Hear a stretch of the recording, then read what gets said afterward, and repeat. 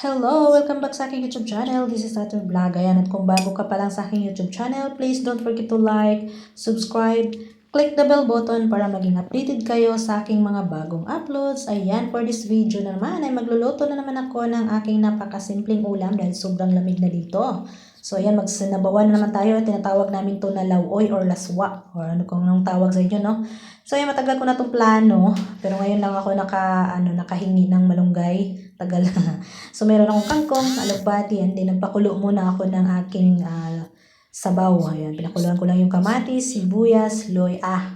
So ayan lang yung ano natin. No, wala tayong sahog ngayon. Simpleng-simple lang dahil sarap lang talaga umigop ng sabaw dahil sobrang lamig na. So ayan yung malunggay. Inugasan ko lang maayos kasi yung mga dahon niya kasi na ano na mga naulan, no? Kasi may ulan kasi dito konti. So ayan, no, habang nakasalang yung ating sabaw.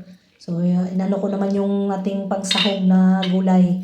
So yan, dahil okay na yung ano, nakumulo na, saka okay na, linis na lahat yung ating mga gulay. Ayan, no? Pinagsabay ko na lang yung alugbati at saka yung kangkong. So yan, isalang ko na yung mga dahon-dahon. So yan lang muna ngayon talaga dahil shorted, walang ano, ayaw ko muna magsahog-sahog. Ay, napaso. Natulak ko talaga ng malakas kaya ayun na ano, tuloy yung nadali yung kamay ko. So yan, no? Mabilisan lang talaga to. Ayan, dahil ano na talaga, nag-iba na talaga, sobrang lamig na. So, kailangan na talaga ng may sabaw-sabaw. Ayan, no? So, tulak lang natin at pakuluan ko lang siya ng mga 2 minutes lang. Mabilisan lang talaga to. Dahil may gagawin pa ako mamaya. Kaya, ayun na lang to. Inuna ko na tong ulam. So, ayan, nagsaing na naman. Meron tayong kanin na, naka-ready na.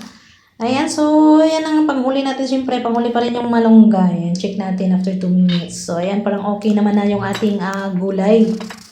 So, ayan, masarap. Nadamihan ko yata ng sabaw. Ayan, so, timplahan na. Tinamplahan ko lang ng bitsin at saka asin. So, yun lang talaga, simple. Wala tayong nakuhang tanglad ngayon. Humingi ako doon, pero kaso parang naunahan yata kami ng ano nila. Nung kasamahan din niya doon sa kabila.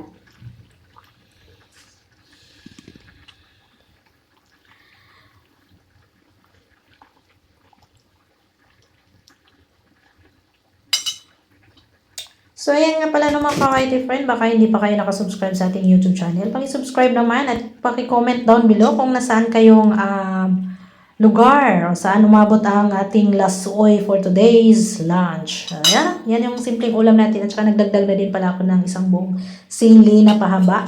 Hinati ko lang siya sa gitna. And then, itakpan na naman natin ng mga 1 minute and then isunod natin yung ating malunggay. Ayan. So, mabilis lang, no?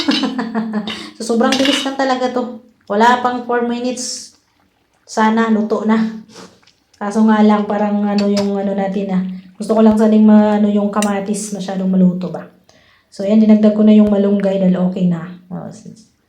Ano sa tingin nyo? Kumakain din ba kayo ng ganitong ulam? Nung pang ano lang, pang probinsya, di ba? Parang nasa probinsya lang tayo. Ganito ang madali pag lalo na pag nasa bukid tayo nakatira. So, ganito lang sa amin noon. Naalala ko noon, nung kabataan namin, na si mama mahilig magtanim kasi ng mga gulay. So, pag walang ulam, ganyan ang ginagawa ni mama. Kumuha lang kami ng mga dahon-dahon. Tapos sa buwan, di may, may ulam na, di ba? So, mga lang talaga ang nakaranas nito, mga taga-probinsya. Di ba? Kung yung mga nasa bukid-bukid nakatira.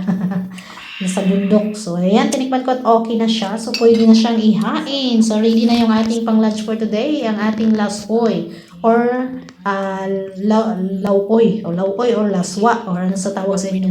So, ayan, paki-comment naman down below. Paki-subscribe sa ating YouTube channel. So, maraming salamat sa inyo. At paki-click na din ang ating notification bell button para maging updated kayo sa aking mga bagong uploads. Thank you. Bye-bye.